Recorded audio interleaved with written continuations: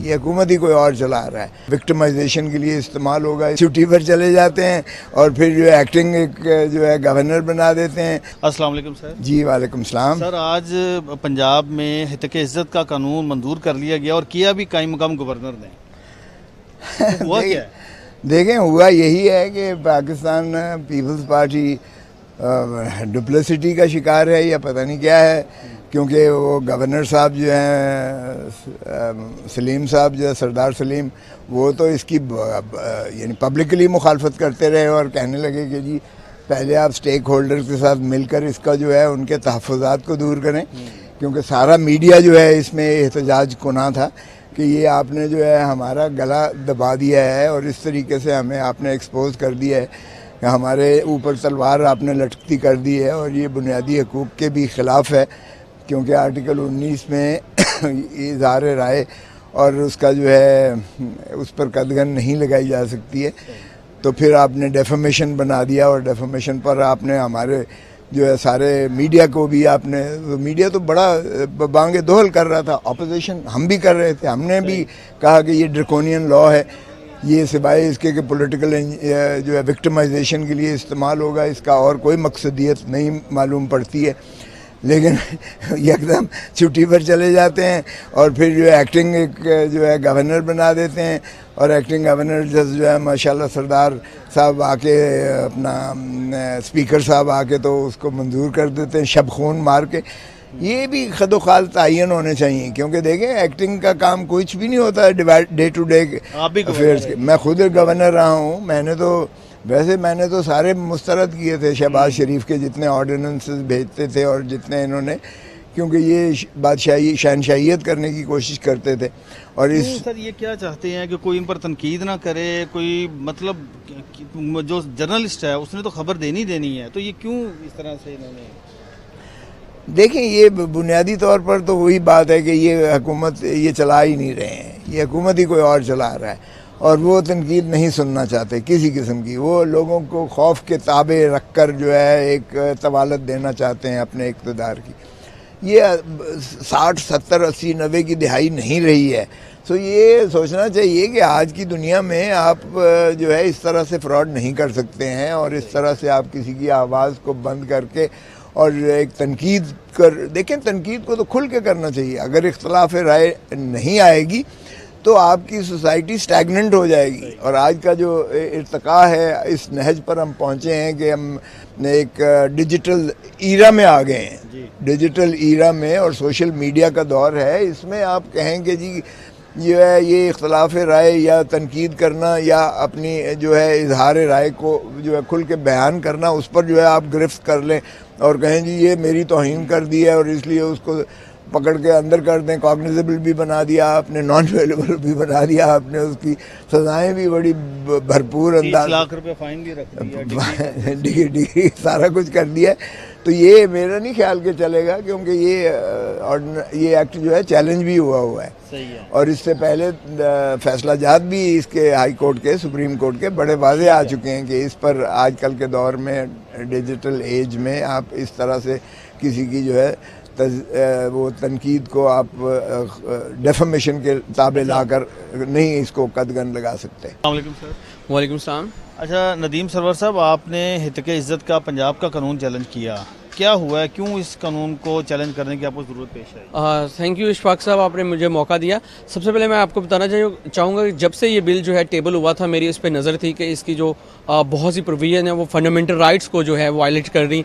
तो मैं सोच रहा था कि ये कानून जो है असेंबली में ज़ेर बहस आएगा तो इसको किसी तरीके से अप्रूव नहीं किया जाएगा, लेकिन मैं उस वक्त हैरान हो गया। आपको यकीन था कि ये जब असम्बली में आएगा तो इसकी मुखालफत होगी और हुकूमती सतह पर भी होगी? बिल्कुल, मैंने कहा हुकूमत के जो बेंचेस पे, ट्रेजरी बेंचेस पे लोग बैठे हुए हैं वो भी इसको जो है अप्रूव नहीं करेंगे, क्योंकि ऐसा कानून है जो अनप्रेसिडेंट है, दुनिया में ऐसी मिसाल नहीं मिलती।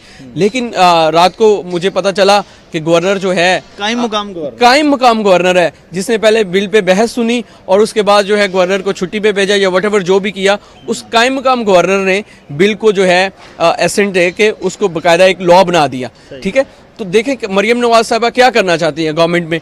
ये करना चाहती है कि सहाफ़ियों की आवाज़ को बंद कर दिया जाए और पब्लिक ओपिनियन ना आए और लोगों को काब किया जाए और लोगों को जो है उसको शफाफियत या उसके ट्रांसपेरेंसी के जो एलिमेंट्स हैं डेमोक्रेसी में उनको ख़त्म कर दिया जाए और मीडिया की आवाज़ बंद कर दी जाए और ताले लगा दिए जाए और गवर्नमेंट की जो पॉलिसीज़ हैं उन पे कोई तनकीद ना हो, सब अच्छा हो और सब ठीक हो। यही चाहती है गवर्नमेंट।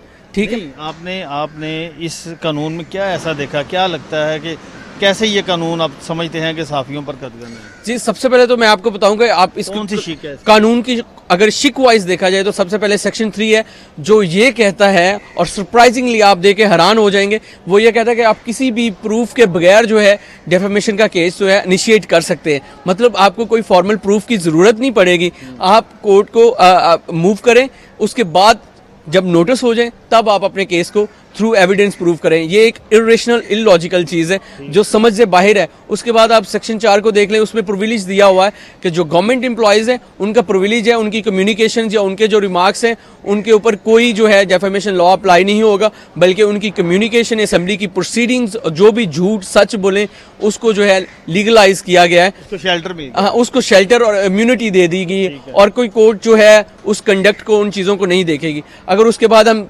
फर्दर जाएं तो सबसे बड़ा और अलमनाक जो बात है वो ये है कि जो ट्राइब्यूनल्स हैं वो जो कॉन्स्टिट्यूट होंगे वो होंगे गवर्नमेंट ऑफ पंजाब नाम देगी और चीफ जस्टिस जो हैं वो 3 नाम देंगे, उनमें से जो है सिलेक्शन होगी। सबसे पहले तो ये बात है कि ये प्रिंसिपल जो है सेपरेशन ऑफ पावर के ख़िलाफ़ है। ठीक है, जुडिशरी को कंट्रोल किया गया है और अपनी मर्जी के फैसले लेने के लिए ये इकदाम उठाए जाएंगे। ठीक है, कॉन्स्टिट्यूशन कहता है कि जुडिशरी जो है वो सेपरेट होगी एग्जेक्टिव से, लेकिन इन्होंने एग्जेक्टिव का कंट्रोल जो है जुडिशरी का कंट्रोल एग्जेक्टिव के हाथ में देना जो है कानून की शिक जो है 175 उसकी भी खिलाफ वर्जी है और इंडिपेंडेंट ऑफ जुडिशरी जो सेलियंट फीचर है हमारे कॉन्स्टिट्यूशन का उसकी भी खिलाफ वर्जी है। फिर अगर उसको फर्दर हम चले जाएँ तो 2 क्लासेज हैं लोगों की।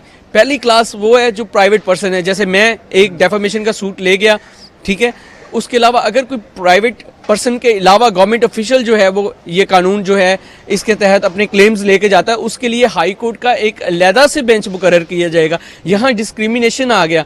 ठीक है, ट्रिब्यूनल जो है उसमें आम आदमी की समात का तरीकाकार और है और उसके अलावा जो गवर्नमेंट ऑफिशियल है उनकी समात का तरीकाकार और है।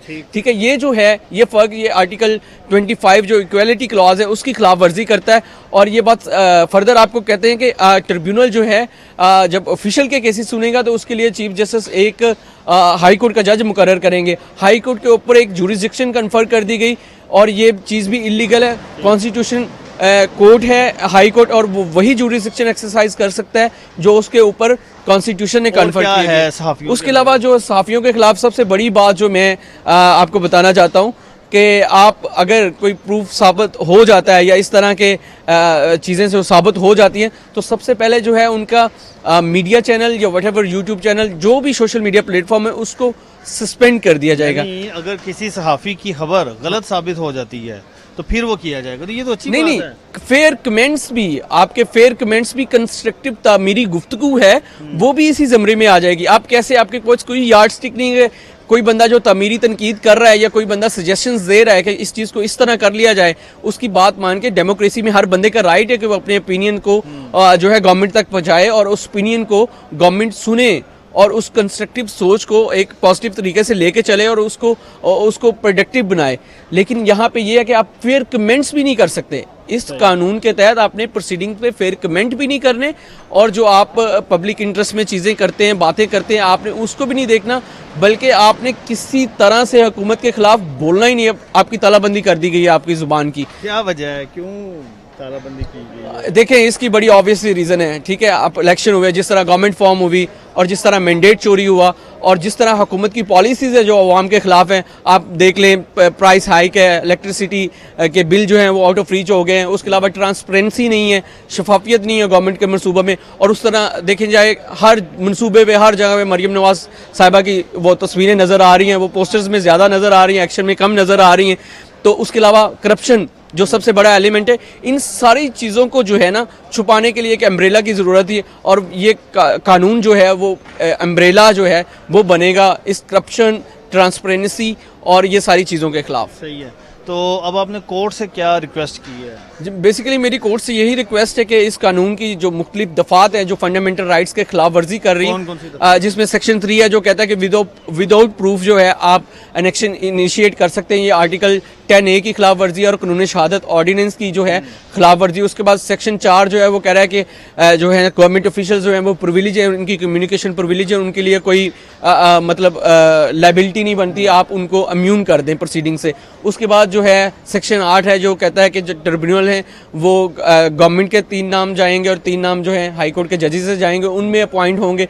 और इसके अलावा जो है ये बेसिकली जो है 175 की खिलाफ वर्जी, सेपरेशन ऑफ पावर की खिलाफ वर्जी, और उनकी मदाखलत नहीं होनी चाहिए, हुकूमत की मदाखलत नहीं होनी चाहिए जुडिशरी में। आर्टिकल 175 कहता है कि judiciary shall be separated from the executive, ठीक है। तो बेसिकली इस प्रिंसिपल को वायलेट कर रही, फिर आप जो है हाई कोर्ट पे ओरिजिनल जुरिस्डिक्शन कन्फर कर रहे हैं। जब एक सरकारी ऑफिशियल जो है वो कोई क्लेम लेके आएगा तो उसका क्लेम जो है हाई कोर्ट का जज सुनेगा, ठीक है, और उस जज को अपॉइंट 20 लाख रुपया भी। हाँ, और उसके अलावा जो सबसे अमेजिंग जो है ना मतलब आप वेग फीचर है, एक प्रिलिमिनरी डिग्री पास कर दी जाएगी जिसमें आपको 30 मिलियन तक जो है फाइन हो सकता है, लेकिन वो प्रिलिमिनरी डिग्री, हाँ 3 मिलियन तक आपको फाइन हो सकता है। देखें अभी केस के राइट्स और मतलब लाइबिलिटीज डिसाइड नहीं हुई, लेकिन वो प्रिलिमिनरी डिग्री जो है वो आपको मतलब इनफील्ड रहेगी और आपको उस पे एक्ट करना पड़ेगा। और दूसरी बात यह कि मीडिया की जो ब्लॉकेज है, मतलब सस्पेंशन तो समझ में आती है कि यार ठीक है फॉर द टाइम बीइंग जो सस्पेंड कर दिया जाए, लेकिन एक मीडिया प्लेटफॉर्म को, एक सोशल मीडिया प्लेटफॉर्म को एब्सोल्युटली जो है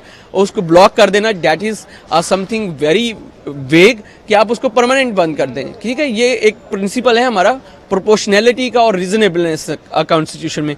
ये बेसिकली रीजनेबल और प्रोपोर्शनैलिटी इस प्रिंसिपल को भी वायलेट कर रहा है। उसके बाद जो आप में एक अमेजिंग चीज़ आपको बताना चाहूँगा कि इस लॉ में लिखा हुआ है कि कानूनी शहादत ऑर्डर जो है वो इस पे एप्लीकेबल नहीं होगा। मैं आपको बताता चलूँ कि कानूनी शहादत ऑर्डर जो है फैमिली कोर्ट में भी एप्लीकेबल नहीं होता, लेकिन यहाँ पे सिचुएशन डिफरेंट है।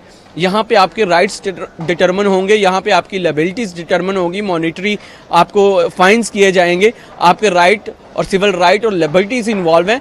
तो इस सूरत में आप कानूनी शहादत ऑर्डर की जो रिक्वायरमेंट है उसको वेव आउट नहीं कर सकते। साथ ही इसके साथ इससे मुतालिक पहले भी और कवानीन मौजूद हैं इसी तरह। हाँ, ये रेप्लिकेशन है। देखें मैं कहता हूँ ये एक बदतरीन मिसाल है, ये कानून एक बदतरीन मिसाल है आमरीत की। आप देखें 2002 का ऑर्डिनेंस जो है मुशर्रफ ने बनाया, उसको आप अगर क्लॉज वाइज देख लें तो वो बिल्कुल एक साउंड और लॉजिकल लॉ है, उससे ये तासर कभी भी नहीं जाएगा। ये एक सर्टेन क्लास या सहाफ़ियों को कंट्रोल करने के लिए बनाया गया, उसमें जनरल पब्लिक के लिए बेनिफिट्स हैं और वो एक बड़ा रीजनेबल लॉ है। उसके अलावा एक 2012 का एक्ट है वो भी फील्ड में है, लेकिन उन लॉ को मॉडिफाई करने की बजाय या उन पे अमल दरामद करवाने की बजाय या उनको कारआमद बनाने की बजाय एक नया लॉ लेके आए। क्यों? क्योंकि ये सहाफ़ती आज़ादी को कब किया जाना था और पब्लिक ओपिनियन जो है उसको सप्रेस करना था। बेसिकली इनका यही मकसद था और ये आमरीत से भी बदतरीन कानून है। आपने देखा कि किसी आमर के दौर में भी ऐसा कानून पास नहीं हुआ जो 2002 का ऑर्डिनेंस है। तो आपने अब कोर्ट से क्या रिक्वेस्ट की है?